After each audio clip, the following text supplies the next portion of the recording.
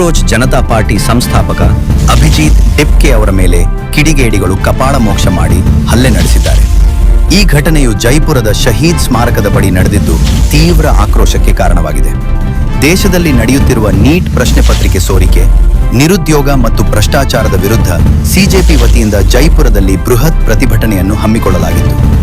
ಅಭಿಜಿತ್ ಡಿಪ್ಕೆ ಅವರು ಸಭೆಯನ್ನುದ್ದೇಶಿಸಿ ಮಾತನಾಡಲು ಆಗಮಿಸಿದಾಗ ಬೆಂಬಲಿಗರು ಅವರನ್ನು ಹೆಗಲ ಮೇಲೆ ಹೊತ್ತು ಸಾಗುತ್ತಿದ್ದರು. ಈ ವೇಳೆ ಜನಸಂದಣಿಯಿಂದ ನುಗ್ಗಿದ ಕಿಡಿಗೇಡಿಗಳು ಡಿಪ್ಕೆ ಅವರ ಕುತ್ತಿಗೆಯಲ್ಲಿದ್ದ ಸ್ಕಾರ್ಫ್ ಎಳೆದು ಮುಖಕ್ಕೆ ಹಲವು ಬಾರಿ ಕಪಾಳಮೋಕ್ಷ ಮಾಡಿದ್ದಾರೆ ಮತ್ತು ಅವರನ್ನು ಕೆಳಗೆ ತಳ್ಳಲು ಯತ್ನಿಸಿದ್ದಾರೆ. ತಕ್ಷಣವೇ ಎಚ್ಚೆತ್ತ ಡಿಪ್ಕೆ ಬೆಂಬಲಿಗರು ಹಲ್ಲೆಕೋರರನ್ನು ಹಿಡಿದು ಥಳಿಸಿದ್ದು ಸ್ಥಳದಲ್ಲಿ ಕೆಲಕಾಲ ಉದ್ವಿಗ್ನ ವಾತಾವರಣ ನಿರ್ಮಾಣವಾಗಿತ್ತು. ಪೊಲೀಸರು ತಕ್ಷಣ ಮಧ್ಯಪ್ರವೇಶಿಸಿ ಪರಿಸ್ಥಿತಿಯನ್ನು ನಿಯಂತ್ರಣಕ್ಕೆ ತಂದಿದ್ದಾರೆ. ಹಲ್ಲೆ ನಡೆಸಿದ ಆರೋಪದ ಮೇಲೆ ಇಬ್ಬರು ಯುವಕರನ್ನು ಪೊಲೀಸರು ವಶಕ್ಕೆ ಪಡೆದು ವಿಚಾರಣೆ ನಡೆಸುತ್ತಿದ್ದಾರೆ. TV 10 news.